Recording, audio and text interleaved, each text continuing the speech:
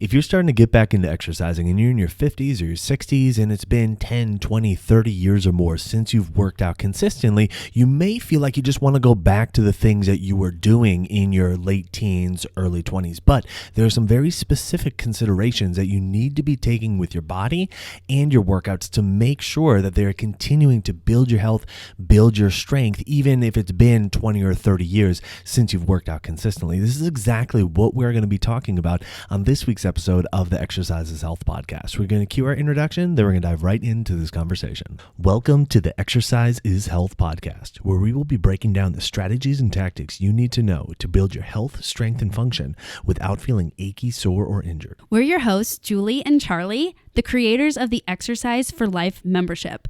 Your podcast starts now.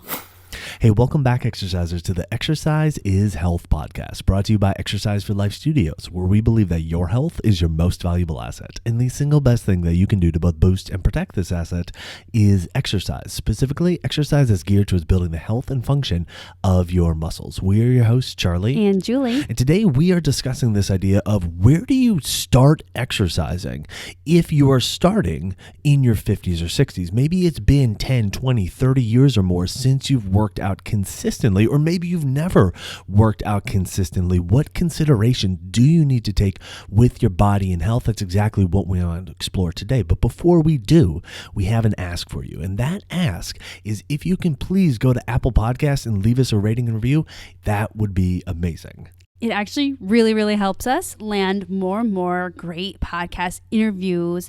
And it's actually what Apple Podcasts looks at to help us rate so more people can find us and things like that. So if you wouldn't mind, leave us that rating and review, especially if you have been jamming to our content lately. Okay, so today we are talking about this idea of where to start with your exercise if you're starting in your 50s, in your 60s, and it's been, again, 10 years, 20 years, 30 years or more, or you've never exercised consistently. What considerations do you need to take? Because it's not just as simple as just jumping into the new popular class that happens to be going on at the boutique studio down the street. There are some very specific things that you need to be mindful of to make sure you don't get injured, and that's what we want to discuss with you today. You know, Charlie, I think that it is finally becoming like mainstream information that you should be weight training. Everyone needs to strengthen their body. And when you do strengthen your body, that is the number one best, most potent way to keep your strength and function as you age. And it's really important when you're in your 50s and 60s because that's when a lot of people start feeling the decline if they haven't started strength training. And so here you are in your 50s or 60s and you're like, okay, what happens if I'm starting my journey now or I'm restarting after a long time? That means that if you were in school, maybe you've been exposed to sports. Trust me, I love to be active, but I do not like sports. It's funny. I always tell my clients, like, the worst class for me was always like PE. I hated PE because it's all about like people throwing balls at me and stuff. I'm like, I can't handle balls. Anyways, so your exposure is probably to sports, or even if you didn't get into sports, maybe like that was your exposure. Or it's just been a really long time since you've visited the gym or, done strength training. And now you're like, okay, do I do that stuff? Like, I'm going back to my football years. Do I do the football training like I did when I'm in my 20s? Or do I do like the boot camp class like I did in my 30s? There are specific guidelines and considerations we want to review with you so that you know that you can customize your exercise because of this new phase of life. And that is you're going from being kind of sedentary, or maybe you're active in your life but you just don't do strength training, to now adding in the strength training, and you are in that phase of life of being in your 50s, 60s, and even in your 70s as well. And to build on that, Julie, the other thing that goes along with what do I do is also the expectation of like, how should I feel? Because a lot of times we think, okay, well, when I was younger, I would work out and, I would be sore or whatever for, a day, and then I'd bounce back and I'd be able to do it. And the problem is now if you're in your 50s or in your 60s and you are expecting to have that soreness after you work out, it's likely not going to be lasting just for 24 hours. You're not going to be bouncing back the next day like you did in your teens, in your 20s. And so understanding like how to actually challenge your body in a way that is physically demanding, but does not leave you in a place where you're feeling sore, where you're feeling achy, where you're feeling beat up. And so you can recover quickly despite still kind of like pushing yourself at a level where you can get the results that you're wanting. So there is that balance there. And for a lot of people, it's a very newfound balance. And the problem is if you keep approaching your workouts with the mindset of, well, I should feel a little bit sore after, or, this is good soreness or stuff like that, you're going to be setting yourself up not only to be inconsistent with your workouts, because you're not going to be able to recover as quickly from your workouts as you once were. You're also going to be setting yourself up for more serious injuries. And that's where we see a lot of people just kind of throw their hands up and be like, well, I guess I just can't work out at all. So we want to save you from all that today. And so that's what we're going to be discussing. Yeah.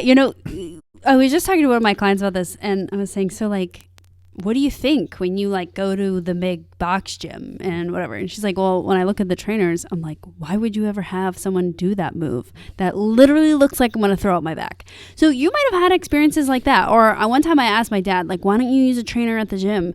And he's like, they literally look like they have no training. Like there's no experience. So we get it. It's like the current gym industry kind of caters to two types of people. Number one, you're already good at exercise, or you can handle a lot of stuff without getting injured. Or if you do get injured, it's like a pretty quick bounce back.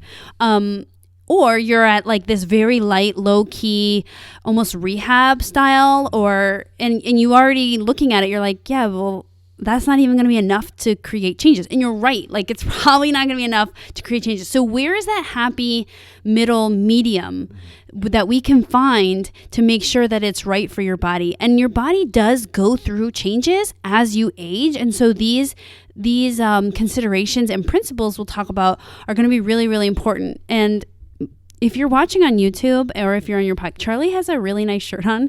And I wanted to bring this up because our daughter picked it out today. But anyways, I was thinking about his shirt because I know this going? You're like squirrel brain. Anyways, I was thinking about your shirt, Charlie, because have you guys ever watched that show Queer Eye, where there's one person and they get like a makeover, and there's like 5 guys that have like a specialty, and one guy, Tan, he's so cool, he helps them with outfits, and the amount of times that you see him like revamping someone's wardrobe, they're like, he's having to like throw out clothes from like their 20s or their teens, and the people are like, but I still really like it, and I don't know, and Tan's like, no, it looks trashy, it's not going to represent you the way you want to represent yourself. So a lot of times when we start talking about these principles when it comes to exercise, people are like, well, isn't exercise? And I mean, I got results when I was in my 20s, shouldn't I do that now? Well, yeah, I mean, you can do the workouts that you did when you're 20s. Just like you can wear the outfits that you wore in your 20s. You can show off your belly. You can wear the booty shorts. You can do all that. But if you really want the best results or the best look, we were talking about the outfit, we have to take in new considerations, have new fits, have new mindset, because it's not about the annihilation of your body anymore. And it's not about just doing rehab exercises to feel good. We actually want your body to get physically better. We want your bones to become more dense. We want your hormones to change because now you're being active like you should be. We want your muscle strength to change. We want your function to change. And function is one of the top ones that changes, because that's the one that goes into being able to pick up your grandkids, being able to travel, lift up your suitcases, being able to swing your golf club. All these things that come from strengthening your body, but we have to make sure it's custom fit for where your body is now, so that you're not wearing the same outfits you did in your 20s, because then it just doesn't usually work out all that great. You're not going to land the job. I love that, and I appreciate you bringing the analogy full circle. So I'm following you. I'm right there. Yeah. with Well, you now. luckily our 4-year-old Dottie did pick out a decent shirt for you. She has great taste. She has great. She actually wanted to match him today, and so we had to settle on just matching color, because they don't. Charlie doesn't have any like mermaid shirts or anything, or sunflower That is shirts. true. All right. So where do we start? Well, again, we're talking specifically about doing your strength training, about doing your resistance training. Okay. Yes, we want to make sure that you are like moving consistently throughout your day. That's filling your move bucket. That's what we call your all the time exercise. All that is great. So you want to make sure that you're doing that. But when it comes specifically to doing your strength training, the first thing we want to make sure that you're very mindful of is the range of motion that you are using while you're doing each exercise. One of the things that a lot of people fall into from a oh no, this is starting to get me in trouble perspective, is they try to use too much range of motion while they're doing an exercise. They are trying to match their body to what's considered like the gold standard version of how you do an exercise. So they're trying to squat down so their butt touches their heels. They are trying to do a shoulder press, so they're reaching all the way up overhead, even if 3/4 of the way through the motion, their shoulders telling them to stop. All right. Or the other trap that they fall into is if they are not able to do what they consider the gold standard version. If they're not able to do a shoulder press where they're reaching up all the way up overhead, they say, oh, I'm just going to scrap this all together since I can't do it. Okay, so it's usually kind of like one of two buckets. Either they are doing too much motion, or because they can't do as much motion as they think they should, they just don't do it at all. And both of those are detrimental for their own reasons. That's right. So we want to think, the things that I do for exercise are the places where I'm going to get stronger, right? But you can't keep getting stronger if you're getting hurt, right? And range of motion is one of those. And actually, what's usually applauded in the fitness industry is like more range of motion, the better. Mm-hmm. And actually, we want you to be matching your range of motion. So how do you know how much range of motion you should do? Well, a really, really easy way to do this is start with no weight. So if you see someone doing like taking dumbbells and pressing them overhead, and you're going to try that.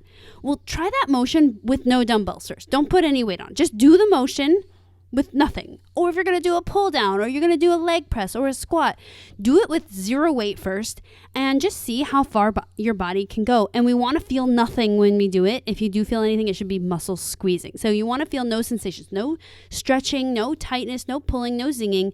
So you're looking for that range of motion. And then on top of that, we also want to see what is symptom-free range of motion. So not how far can I go, but how far can I go that's symptom-free. And then you want to constantly keep an eye on this as you add weight, because sometimes you can do, an overhead press perfectly, whatever you think is full range of motion or what everyone else is doing with no weight, and it's perfect. But then you add weight and then you start getting this weird twinge in your shoulder or something. Well, you got to leave that range out. So we don't want to ever say, oh, there's a twinge in my shoulder, I just shouldn't shoulder press today. You should shoulder press today, but you should make sure you just leave out that small range that's a problem, because most people, they leave out exercises when there's a problem in like 1 inch of the range, or even half the range, or even 3/4 of the range.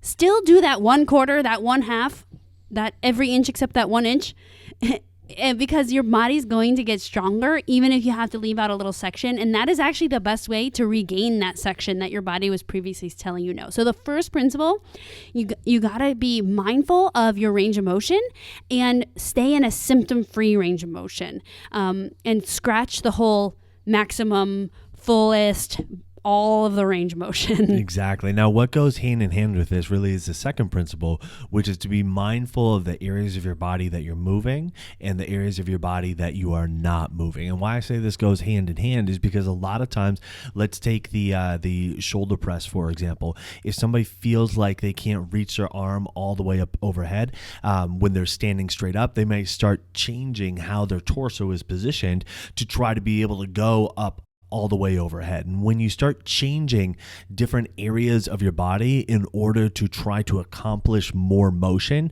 not only are you going to be affecting the muscles differently, but there's an increased likelihood that you're going to be stressing your joints. You're going to be stressing your ligaments, your tendons, your discs, your fascia, all these soft tissue injuries that so many people end up complaining about. And then on top of that, also an increased likelihood that you feel achy, beat up, sore after you work out. So not only do you want to stay within your symptom-free range of motion, you want to make sure that the areas of your body that you want to move, those are the only areas of your body that are moving during this exercise. Now, a lot of times this is called form, but the problem with form is it kind of implies specific rules, and so we like to call it kind of the moving, non-moving segments. Right. So if you think about an exercise, let's just take our overhead press, like Charlie was saying. There's parts that move and parts that don't move.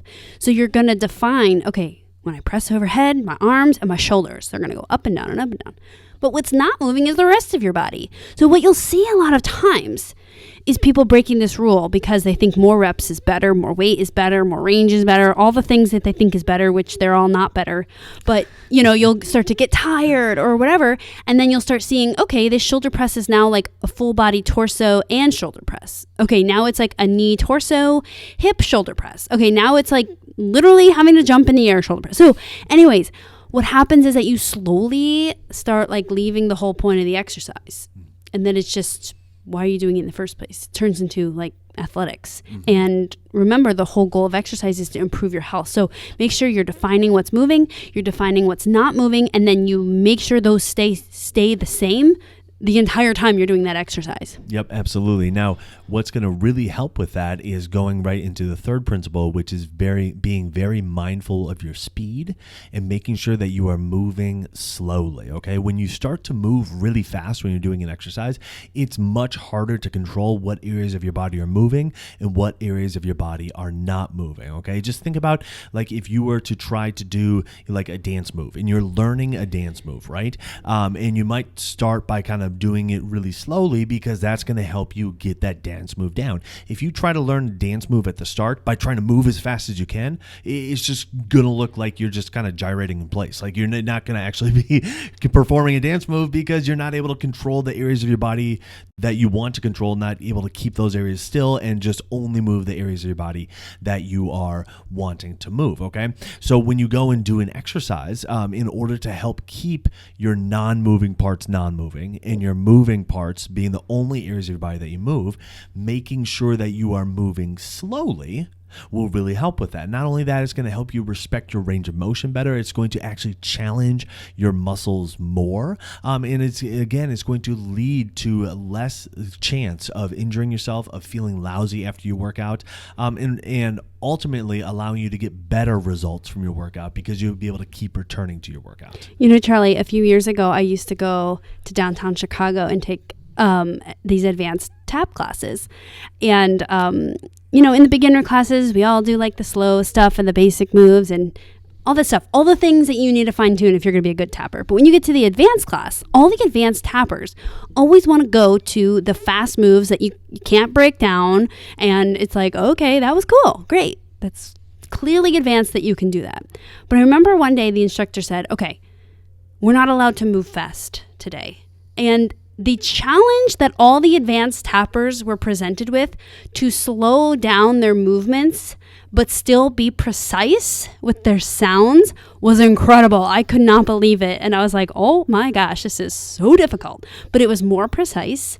It was more thoughtful because at the end of the day, the goal is doing it right and working on, I guess then, was it your tap sounds, your percussion, we call it.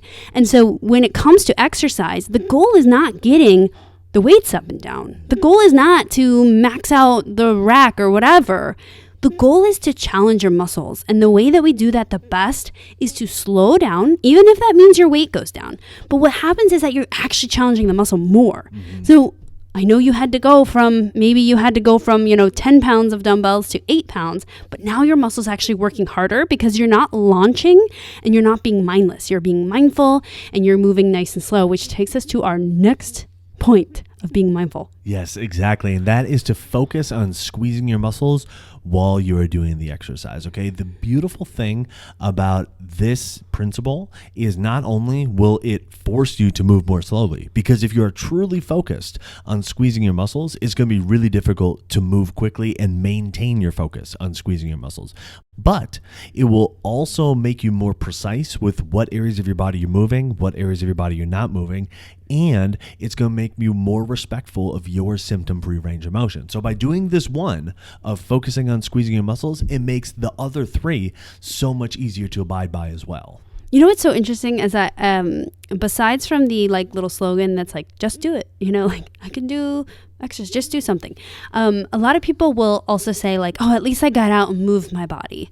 And with sayings like that, it almost takes the attention of exercise from what it really is, which is muscle contraction, to what we see externally, which is movement. So when you're exercising, you can move or you cannot move.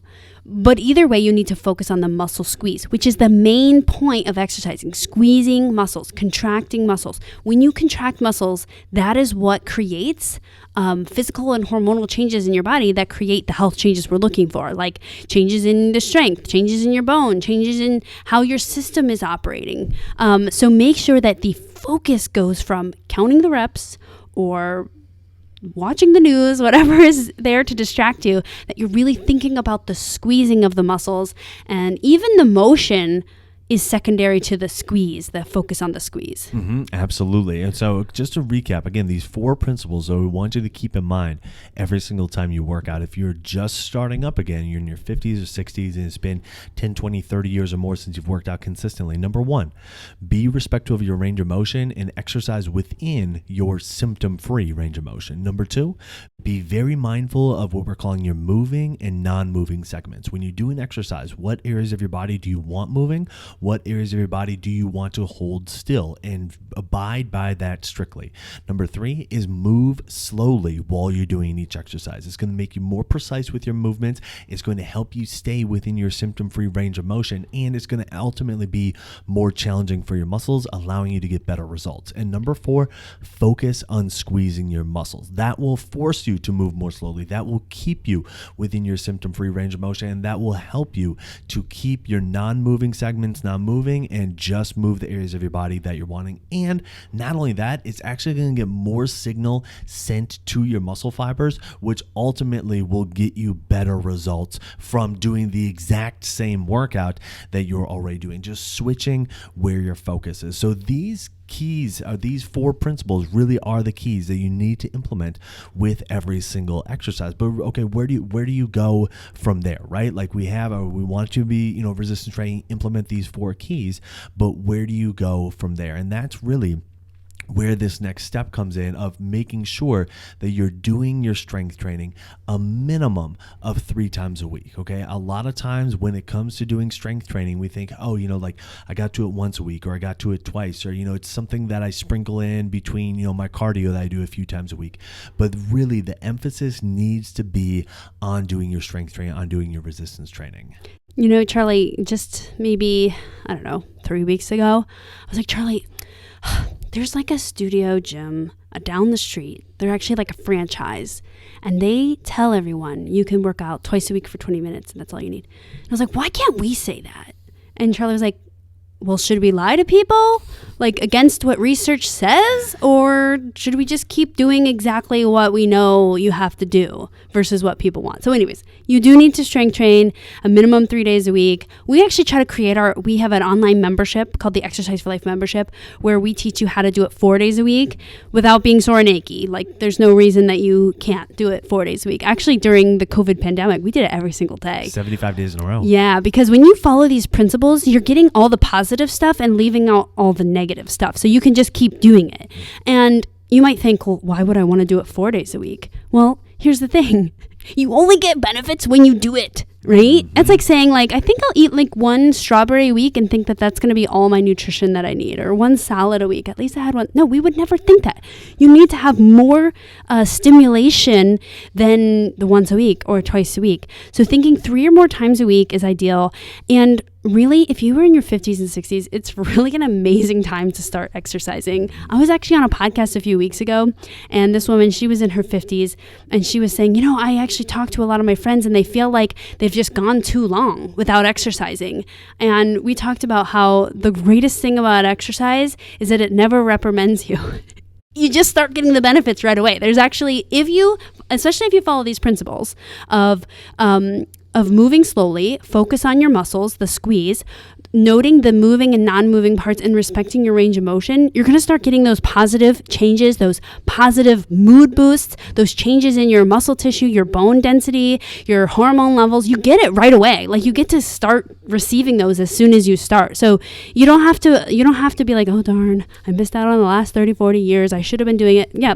Well, maybe you should have been doing it. But if you're here now listening to this, good news, all the benefits are just waiting for you to start. Absolutely. And I'm glad you brought up the Exercise for Life membership, because in there we have one program called Resistance Training Building Blocks. And that really focuses in on these 4 key principles and teaching you how to implement each one of those principles throughout every single workout that you do. So if you would like guidance on being able to implement the principles that we talked about today, be able to work out right from your home in under 25 minutes, and you're worried about having some kind of muscle issue going on, some kind of, joint achiness, and you're feeling like, I can't go to the gym and work out by myself, or I can't jump in on those classes, are going to be too intense, these programs will be a perfect fit for you. Like I said, you can do them right from home on your own time. They're on demand. So whenever it works for you, it works for us, you can get them done then. So all you have to do to be able to get access to that Resistance Training Building Blocks program is go to www.exerciseforlifestudios.com/membership. Not only will you get access to the Resistance Training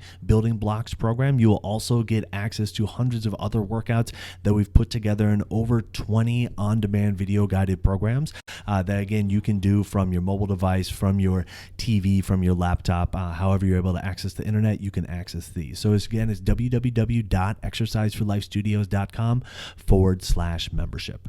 So who do you know that needs to hear this episode? Who do you know that is starting to exercise again, but doesn't really know where they should be starting? They've taken 10, 20, 30 years or more off, and they're really concerned about, hey, if I start too much too soon, I'm going to end up injured. I don't want to do that. Share this episode with them so they can understand the 4 principles that they need to have in place to make sure that the workout that they do today does not leave them achy, does not leave them feeling beat up, does not leave them feeling sore, and instead leaves them feeling healthier, leaves them feeling stronger, leaves them feel like they're functioning better. And while you're online, head on over to Apple Podcasts and leave us a rating and review.